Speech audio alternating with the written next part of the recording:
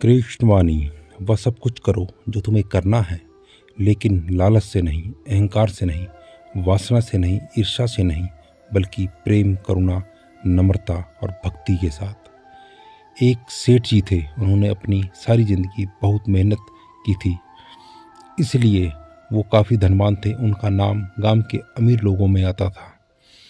उनका धंधा बहुत अच्छा चल रहा था। सेठ के पास संपत्ति भी अच्छी थी।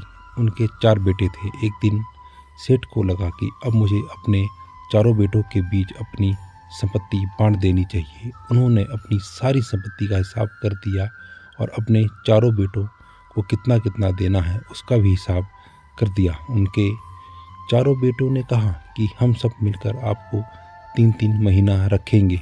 ऐसे चारों ने मिलकर पिताजी को 12 महीना मतलब कि 3-3 महीना रखने की योजना बनाई। सेठ जी ने भी अपने चारों बेटों के इस इरादे पर उस समय हामी भरी। अब सेठ ने और उनके चारों बेटों ने ये संपत्ति बांटने का फैसला गांव के सरपंच के सामने लेने का निर्णय लिया। एक हफ्ते के बाद वो लोग गांव के सरपंच के सामने ये फैसला लेने वाले थे। जिस दिन सेठ जी ने ये संपत्ति का बंटवारा करने का निर्णय लिया, तभी जो सबसे बड़ा लड़का था उसके दिमाग में ये बात आई कि एक बार ये बंटवारा हो जाने दो, उसके बाद मैं पिताजी को 3 महीने क्या 3 दिन भी नहीं रखूँगा। बाकी बात तीनों के दिमाग में भी यही आई। वो चारों सोच रहे थे कि एक बार संपत्ति अपने नाम हो जाए, उसके बाद क्या करना है वो तो हमें देखना है।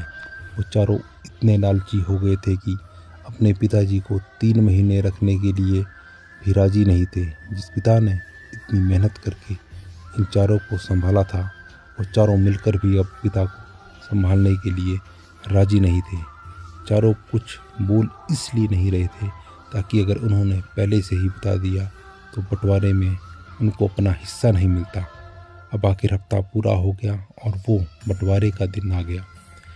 चारों बेटे और पिताजी ये फैसला लेने के लिए गांव के सरपंच के पास जाते हैं, परंतु सेठ को अपने बेटों की सोच के बारे में पता था। सेठ ने पहले से ही बंटवारे का एक अनोखा तरीका सोच रखा था ताकि बेटों को सही सबक मिले।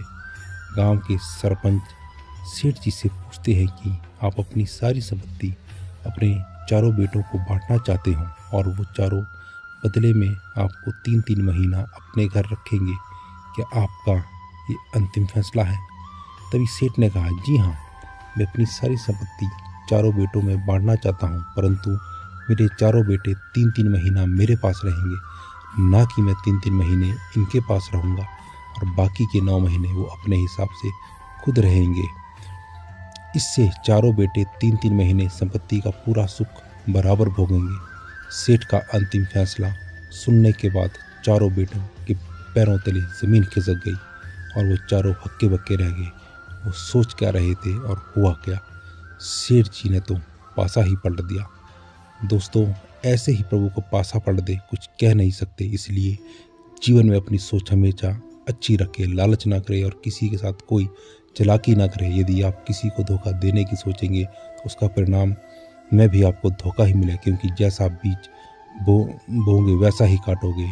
बोए बीज बबूल का आम कहाँ से पाए। इसलिए राधा कृष्ण जपते रहिए, हर संकट से बचते रहिए। जय श्री कृष्णा।